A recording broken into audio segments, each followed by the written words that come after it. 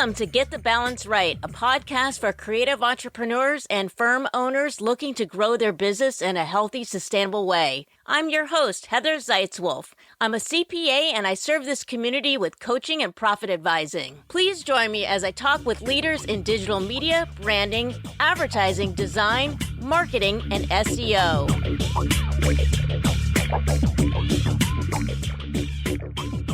Welcome to another episode of Get the Balance Right podcast. This is your host, Heather Zeitzwolf. This is episode 19. I am thrilled to announce that next week on episode 20, I will be joined by David Michael Latt. His name may sound familiar because he is a producer of movies. He is the co-founder of the film company The Asylum and producer of Sharknado, along with hundreds of other films. So be sure to catch that episode next week. But on today's show, I have an equally compelling guest. Her name is Kymm Nelsen, and she is one of the founders of the Conscious Capitalism Portland, Oregon chapter. In this episode, we discuss what it means to be a purpose-driven business and the importance of this movement. Kymm Nelsen is a fascinating woman. Her background includes HUNA, neuro-linguistic programming, and hypnotism. Not only is she extremely intelligent, but she's totally down to earth and a captivating speaker. In this interview, we discuss embracing conscious capitalism as a leader and how capitalism doesn't have to be evil. Did you know that? It doesn't have to be evil. All right, now here is my interview with Kymm Nelsen. Kymm Nelsen, thank you so much for being on my podcast today. I'm so excited to have you here. I'm so happy to be here, Heather. Thank you for having me. We have a lot to unpack today because you have such an interesting background. But just for the folks who don't know who you are, can you just tell the audience just a little bit about yourself? I'm 55, so my kids are all grown, and I'm a free woman, and I'm enjoying it. Love my kids, and I love this side of life. I'm the co-founder and co-chair of the local Portland Conscious Capitalism chapter. And also I work for a company called Being First. Our main office is in Durango, Colorado. It's really purposeful and committed to social change. We do a lot of change management work. It's way beyond, it's transformational change. Like we help companies and organizations transform typically culture, oftentimes systems and huge dynamics inside their companies. So that's what I do for a living. I'm an educator at heart, and I'm also a teacher of HUNA, which is a Hawaiian tradition out of the Hawaiian culture. Kymm, you're just such a remarkable woman. I love it. Oh, thank you. Before we get into conscious capitalism, I noticed in your bio that you started a web design company back in 1997? Did. I knew I was going to become a single mom pretty soon. And I knew I needed to have a business. At the time I was working as a checker at Fred Meyer. That barely made enough for me to get groceries, quite frankly, for a family of 5. I figured I better figure something out. Just gotten my computer. Remember the old modem dial-ups? So I was on modem dial-up back in 97. Anyway, got online, discovered the internet, and started noticing these web pages. And I thought, I wonder how they do that. So I opened the back and looked at the code. And I went, oh, that's pretty straightforward. So I taught myself HTML. And this back in these days, it was hand coding. There was no WordPress. There was no Adobe Dreamweaver. There was just Notepad or Netscape Gold. If there are any old school web designers out there, you'll remember that one. And so I taught myself code. And then I went out and looked at the market. And I realized that at that time, websites were only being built by high-end marketing companies or technology companies, and they were charging huge amounts of money for just like a simple site. So I went, let me break the barrier for small business.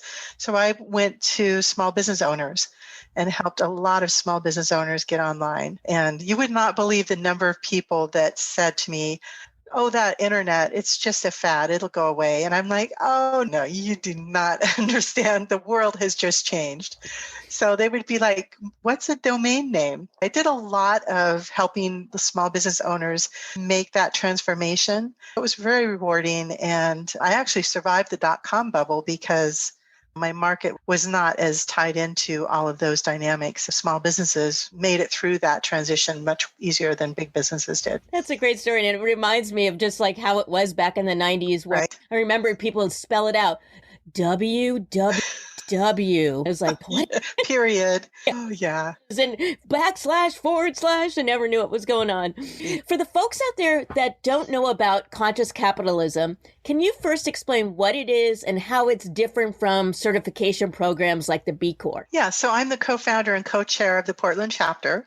Conscious capitalism provides a framework for businesses, for leaders to understand, not just leaders, for people, but we focus a lot on leaders because they can make the biggest difference in the world, to understand what it means to shift from profit being the key focus of a business into having people and planet and profit. So the triple bottom line become your focus. What does that take? And how is that even possible? And isn't capitalism evil? Why would we even want to keep capitalism? So we address all of those kinds of questions and help reshape the conversation we have about capitalism, that it's not that capitalism is bad. It's that we have a lack of consciousness around how we do business. If we can develop more awareness and follow 4 primary tenets, then we can shift the way we create business and thus shift the impact on the world. How would you explain the difference between conscious capitalism and the B Corp certification? Conscious capitalism and B Corp are very different. We're in the same domain, but we have different purposes. So conscious capitalism is really helping people bridge from traditional business capitalism, profit only business, into understanding that business can be different. What are the ways that you can do that?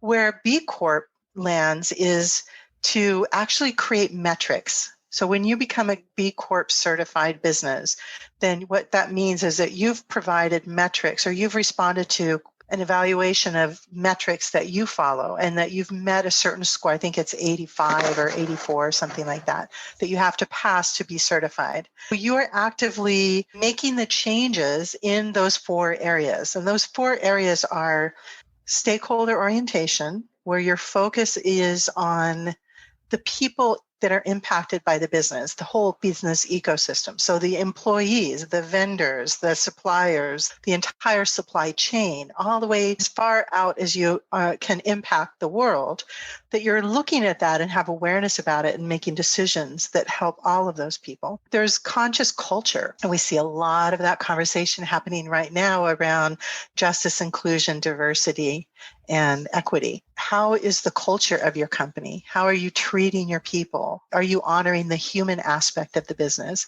So conscious culture. There's conscious leadership, because we all know we've worked for companies where we love the people we work with around us, but the leadership sucks. And therefore the company can only go as far as leaders go. Conscious leadership means the leaders have to walk the talk. And that's a lot of what I do at Being First, is we help executives to learn how to walk the talk. That's a key component to having a conscious business. But the most important thing, I think where it all begins, maybe not the most important, but the source of it all is purpose. Having your business designed around a purpose. Whereas conscious capitalism lays out that framework, the B Corp certification provides specific measures to validate how you're doing in each of those areas. Now, B Corp wouldn't probably describe it the way I described it in those 4 tenets. But essentially, if you look at all of the B Corp evaluations, they're all land in one of those 4 tenets. So from conscious capitalism's perspective, we're not as interested in proving that people are running conscious businesses like B Corp is. We're interested in getting people to shift into making it important that they start looking at that and start taking action. And wherever they start is great. If you want to just start and do some work and culture, just go for it. And what we know is that as soon as you start moving the dial in any one of those 4 quadrants, then the business naturally, it activates something in the business and it begins to move that direction. And then at some point, you may or may not choose to become a B Corp. And some businesses, quite frankly, aren't able to because they're either a publicly owned business or it's just not a good fit for them. So we provide that sort of the open space, whereas B Corp narrows it into those key measures. Yeah, to me, conscious capitalism is like in the core of your being. It's like the core of who you are as a company. is Heather Zeitzwolf. If you are an entrepreneur who is serious about wanting to make a positive impact on the planet, then I have a program for you. It's called the People, Planet, Profit Roadmap. It's a 3-month intensive program for entrepreneurs who want to be more focused on their triple bottom line. The program will guide you to make your business more sustainable and will develop an action plan to empower you as a conscious leader.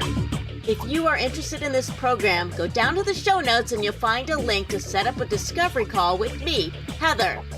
All right, now back to the show. Can you explain a little bit about purpose? And you hear about like companies have a purpose, but it almost seems like their purpose is like not necessarily for a higher cause. It's just what they do to make a profit. But what do you mean by purpose? I think this is what drew me into conscious capitalism is I live a very purpose-driven life. All of my work that I do is connected to my own personal, my spiritual purpose. And so I think you hit it right on the head, Heather, when you said a higher purpose. So yeah, when we describe purpose, it isn't our purpose is to make the best widget in the world and do it at the best price and be the most successful. It's, that's mundane. That's what all capitalism is about. And that's not, look where that's got us. We need something that's a level or two above us in this profit-driven world. Like, what's a higher purpose that can really guide us to be our best selves and make the most profound and positive impact in the world with the business that we're doing? So if you think about it from a human perspective, there are 3 energies. There's being, doing, and having. What you're doing in your work comes from who you're being. So that's your consciousness. So when you lift your consciousness and you commit from a place of purpose, then what you do becomes very different. And then it generates something that you have that is beyond just the mundane.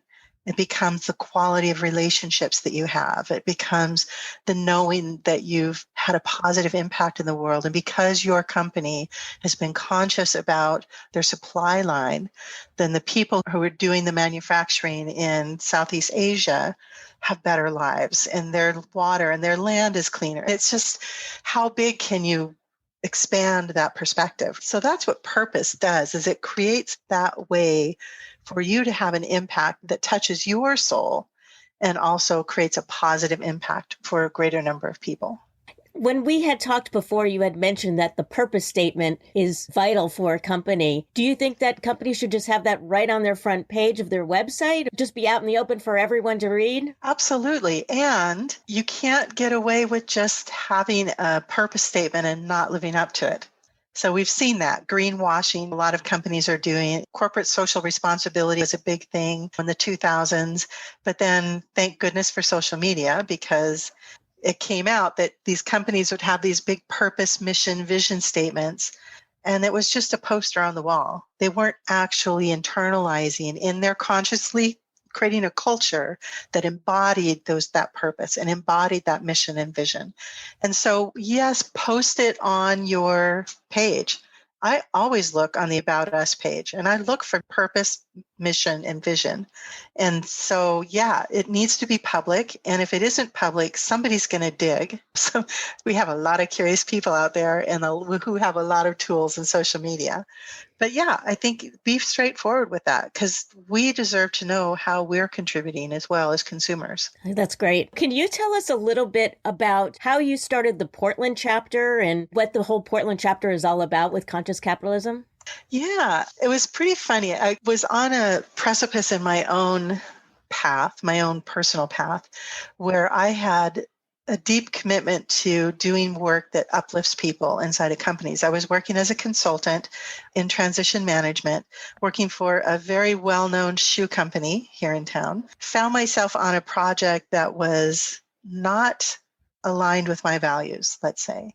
It wasn't necessarily the culture of the company, but it was that particular project. And it really challenged me. And I found people being treated in ways that was really went against my own personal values. And so I just took a stand and said, nope, I just can't do it anymore. I just reached my own point. And so I said, that's it. I'm only going to work for companies that put their people first, that really take care of their people. Little did I know, you know how that is when you sort of draw a line in the sand and then the universe comes up and goes, do you really mean it? So I went through I had some savings, navigated the first 6-7 months of that time, was still struggling to get clients because I didn't know where to look or how to look. I didn't know what to do. I was sitting at Barnes and Noble over here in Vancouver. I'd been journaling about it, got this impulse, went over to the bookshelf, just like, what? I'm like asking the air, what? And I pulled this book off the shelf, and it was a book by Bob Chapman called Everybody Matters. I'm like, oh, this is interesting. And his whole premise is take care of their people. Take care of your people, and the business will take care of itself. And I'm getting goosebumps even as I'm telling you about this. And in that book, Bob Chapman mentioned conscious capitalism. And it was like an electric bolt just went through me in that moment. I was like, oh my God, I've got to get involved in the Portland chapter. Of course, there's a Portland chapter. It's Portland. There was no Portland chapter, to my surprise. I contacted the organization and said, okay, so what do we need to do? Well, we've got a few people who are interested. Why don't you go ahead and start it? I'm like, okay. So I went to the annual conference maybe a month later, met another woman, Amy Powell, who actually founded the Australia chapter. And she and I teamed up. And then Jodie Foster was one of the other co-founder. And the three of us founded the chapter. We had our first event on May 3rd of 2017, and we've been going ever since. Before COVID, we would have monthly events. We would have a happy hour, and then we would alternate happy hour and then a morning learning learning series. That's been our primary way of doing things. And then we've had 2 conferences. We had one in 2018, which was wonderful, really fantastic conference. Amy Powell did a great job organizing that. This year we had our Elevate Business Conference, and it was on March 4th, which was it was like the last event before the public shutdown of everything. So it's been a little challenging, we weren't able to leverage that and really move from that conference the way we want to. So we're still strategizing around that. But that's what we do. We put these events on. We're doing some thought leadership. We actually, in that event, we had a collaboration with 11 other organizations that are working in the same space, because Portland is a shining light on the West Coast for this conscious movement, movement to conscious business. We just really wanted to begin to shape that and form that. We had organizations from Portland. We had Be Local, the Corporate Sustainability Collaborative, Gypsum, you name it. We had a bunch of local organizations, and we also branched out and became statewide. So we got involved with the Foundry Collective in Eugene, who works with rural businesses. So we're thrilled about that. We're actually expanding beyond just this urban business environment and really looking at the wholeness of what are rural businesses and how do they express this same idea. We were fortunate to have Senator Ron Wyden do an intro to our conference. He did the opening welcome for it via video, leveling up to that degree and really beginning to drive the thought leadership around how do we make this shift for business and eliminate shareholder primacy. That's Conscious Capitalism Portland. We're a small leadership team and looking for more leaders who want to be part of spreading this great movement. Businesses want to get involved and there's not a local chapter. Can they join the National Conscious Capitalism Organization? There is no national membership per se. Membership occurs at the local level. So we do have chapters in most large American cities. We have chapters in countries around the world, in fact. West Coast chapters are LA, Bay Area. Seattle does not have a chapter at this time. I know, but they've had a lot of challenge with just location, being able to get people to get to events because it's the traffic issues in Seattle. I know there's interest. So if people in Seattle are listening, if they have interest, just get in touch with me. So we are probably the 3 chapters most active on the West Coast are Portland, Bay Area and LA. San Diego has a chapter, Denver's growing, Arizona has a chapter. So we're all over. A great showing in the West Coast, on the East Coast. And each chapter reflects the nature of the community that it's within. So Portland, of course, we have a large sustainability focus. A lot of our collaboration has been with Gypsum and Corporate Sustainability Collaborative, because that's like a passion for us, is the environment as a community. So Bay Area is a lot of technology. LA is a lot of creative. It's really beautiful to see the kind of personalities of the various chapters. I can't wait for this whole COVID thing to be over so I can go to some of these events. It sounds great. Yeah, there's a certain feeling that comes with a conscious capitalism event. You walk in and it just feels really good. I don't know how to explain it, but that was what always was my litmus test. Like, how'd we do? Did I get that feeling? Yep, we did it. We're okay. Yeah, and also you're in an environment with like-minded people. Hey there, this is Heather. I hope you're enjoying the podcast. And if you are, if you wouldn't mind, please hit the subscribe button now. That way you'll never miss an episode. All right, now back to the podcast. Someone is involved with conscious capitalism. Is that something that they can brand on their site, or is that just not something that you do? It's not like a B Corp type of thing. I know it's not a certification. Yeah, we don't have a certification per se. We've had conversations about creating a little badge you could put if you're a supporter of the chapter. I think we're in the middle of probably phasing out our membership model and making it more of a donation. The focus of the work we do it's not transactional like a membership, a professional membership would be. It's really about, do you want to be part of something that's helping to change the world of business? We've been working on a badge. We haven't got it quite finished yet. COVID's paused everything, but very excited about bringing that to our community. We are looking for new leaders to come in. The three of us who've been running the chapter, we're getting a little worn because it's been a lot going on. And so we're looking especially to get business leaders involved, because we feel that the people who are in the trenches can bring the conversations that need to happen for businesses. So really excited to see what 2021 brings. Please, 2021, get here quickly, I tell you. But yeah, really excited about what's coming and looking forward to new leadership coming in and new exciting ideas. And if they are interested in participating, should they just contact you directly, maybe like through LinkedIn or something? Or Yep, you can find me on LinkedIn. You can go to the consciouscapitalism.org/Portland. And I'm sure you're going to have a link to me somewhere down there. Yeah, please do reach out. Tell us about this other thing that you have going on.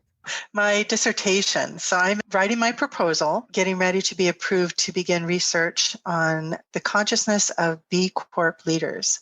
These are people who run for-profit social enterprises, meaning they have a hybrid business. They have the requirement to be profitable, and they've built into their business the requirement to have a social impact. And so they have to meet both of those objectives. And this is really the first time in human history that we've had businesses that are designed this way intentionally, having been reacting to a world that was all profit driven. That's my thesis, is studying their consciousness and their meaning making so we can understand better what is the nature of these leaders and how can we help them? How can we help create more of them is really my ulterior motive. Right now, it's pretty early. There hasn't been research done on this particular population yet. So I'm really excited about it and hope that it can contribute to creating more B Corps and more conscious businesses. Wow, I'm amazed. You got so many, what do they call it? Kettles in the oven? No, wait. In the fire. That's it. This is another reason that my podcast had to go on pause, because I always think I can do it all. And then reality sets in and I realize I actually need to sleep too. Just decided I better pause the things that didn't absolutely have to happen. Yeah. So that I can get this I need to get the dissertation done. So how close are you? I'm almost done with my chapter 2, which then chapter 2 is your proposal. That needs to go through approval from the university. And so they're going to make sure that everything's ethical, and that the university I go to is Walden University. And they're the only B Corp university that exists. Maybe there might be one more, but they're committed to social change. So all the research that comes out of the university must clearly state and demonstrate having social impact. So your dissertation is perfect. I know, it's perfect. So I'm really excited about that and so proud to be going to a university that's committed academic prowess and expertise toward changing the world this way. I didn't know about that. I'll have to put that in the show notes as well. That's really cool. Yeah. Nice. Now, Kymm, before we wrap up, we have to get to some of these other really interesting things. And I'm going to have you back to talk about some of these things in greater length. But tell me about your interest with NLP and hypnotism. Do they go hand in hand, or are those completely separate interests of yours? For me, they went hand in hand because they both related to my ability to be a more effective trainer. I would have been a corporate trainer for many years, was an Adobe certified trainer back in my technology days. I would have students come in the room and some of them were like ready to go, ready to learn. And then there was another set of them that they were distracted, but within 5-10 minutes, they could bring themselves in and they'd be ready to go. But there was always this other group, Heather, that was just like I couldn't reach them. It's like I could tell they had some kind of a block to learning, or they'd had maybe negative experiences. I felt my responsibility was to get the training I needed to be able to reach those folks because I wanted to reach everyone. I came across is NLP, and the company that I did my training with combined NLP and hypnosis because both of them relate to language and how language links to your model of the world, and also how your language either empowers you or disempowers you. NLP provides the ability to improve your communication, whereas learning hypnosis helps you to learn how to teach at the conscious and the unconscious level. So when I'm teaching now, I'm able to embed suggestions that support those learners who are feeling more resistant to learning. I did my certifications. I became a trainer in both of those disciplines, and it changed everything, the way that I did public speaking, the way I did my training. So it was one of the best investments I've ever made in my life. So I have to ask you, with hypnosis, can you just have somebody count down and then they're under hypnosis? Or how difficult is it to put somebody under hypnosis? It's actually pretty easy to put somebody in trance because we do it naturally. We do it when we're watching TV. Have you ever been watching TV and you suddenly go, wait, what did they just say? And back in the day, it was too bad, so sad. You couldn't rewind. But now we rewind and we go, oh, right, that's right. But you're looking right at the TV, or you're driving home and suddenly you pull in your driveway and you're like, wait a minute, I don't even remember driving here. I was lost in my thoughts. So we naturally have this state of trance that we enter into comfortably. The big difference is whether somebody has trust to let somebody else guide them into that space. Everybody can be hypnotized, but some people are more resistant to the idea. Oh, wow. I can actually create a trance state for the purpose of improving learning. So I could just do it right here if I wanted, and actually create a space where it was more easy for people to listen and be part of the ideas and to move into that comfortable place. It's a natural human state of mind. And it's something it empowers us to be able to learn without having to consciously work so hard. And advertising uses it all the time, just so you know. Those hidden messages that are in there, those subliminal thoughts that they... Yep, all the suggestions that are embedded. It's all about the suggestions that are embedded in everything, in every image you see, every word that's spoken. And while they're not legally allowed to do subliminal messaging, which would be inaudible suggestions that maybe if you were a dog, you could hear it, but as a human, you can't consciously hear it. So that's different than using suggestive language. I see. Or guiding people through language patterns. Yeah. I don't know. I thought years ago, maybe they would flash certain things in commercials. Yep, they would do that. But now you notice, though, now that commercials, if you have a little timer, 3 seconds and the frame changes, just notice how quickly they're about there anyway. It's so fast. And it just puts us into trance. Oh, wow. Before we wrap up, I want to ask you about, you have a podcast as well. Can you tell the audience a little bit about your podcast? do have a podcast. I was very ambitious. It's called Conscious Leadership Weekly. At the time, I was convinced I would be able to do a weekly show. And then I had a producer who was helping out. And then my producer disappeared, and the show became once every 2 weeks, and then once a month, and then once every 2 months. And I finally had to just pause because I had so much going on. I got this new job at Being First, and with everything else, with the chapter and everything, I had to just be realistic. So I've got about 19 episodes in the can, and it's not dead. It's just paused. I think a lot about it. I really want to go back and do it again. But I love my episodes. I have fantastic guests, CEOs from around the country in different industries, and just really love doing the show. Yeah, I listened to it and I thought it was great. I can't wait that you're going to bring out more episodes. Yeah, I did binge some of those. Oh, nice. Thank you. I'm glad you watched it. I always wonder, because I'm not doing any publicity around it or marketing. And so I was like, it's out there. I keep paying the Libsyn fees to keep it hosted. Whatever, it's out there. I'll just leave it there. Someone will stumble upon things. But until I get going with it again, maybe after all of this new reality settles in, it'll be the perfect time. But my work has continued in that area. The work I do at Being First is about conscious leadership. And how do we help leaders create businesses that are more conscious? It's what I do every day in my life. For people that want to get a hold of you and either Conscious Capitalism, the national organization, or the local chapter, we'll have information in the show notes. But is there one good place for them to go for this? ConsciousCapitalism.org/Portland. Oh, perfect. Okay. Yep. That's just, you can reach me there. You can reach any of our other leaders there. You can get our event. We have an upcoming event that we're doing a movie screening of a movie called Fishing with Dynamite that's about the argument for stakeholder capitalism, which is really the new moniker. If you hear that word out there, what they're talking about is conscious capitalism. But it's the collaboration between B Corp and conscious capitalism. There's 4 or 5 big national organizations that join forces. And there's a big program right now. It's called Imperative 21, and they're doing a whole campaign about resetting capitalism. Fantastic stuff. If you want to go check that out, imperative.com, and really inspiring. So I think we're shifting our chapter to support that reset campaign. It's thrilling to me to see this momentum build.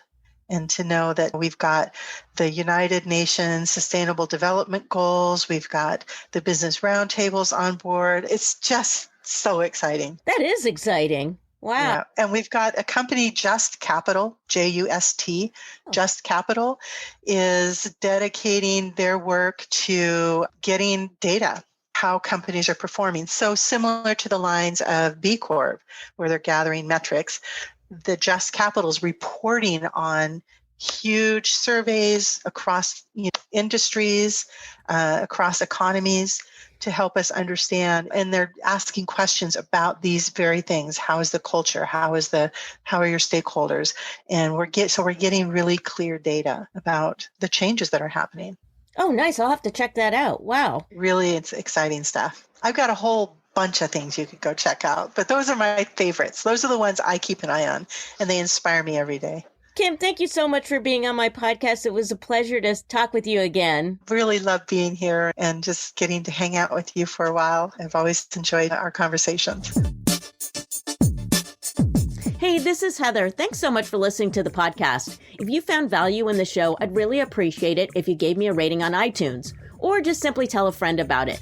And if you're interested in learning more about my profit advising and coaching, please set up a discovery call by using the link in the show notes. All right, thanks so much and see you next time.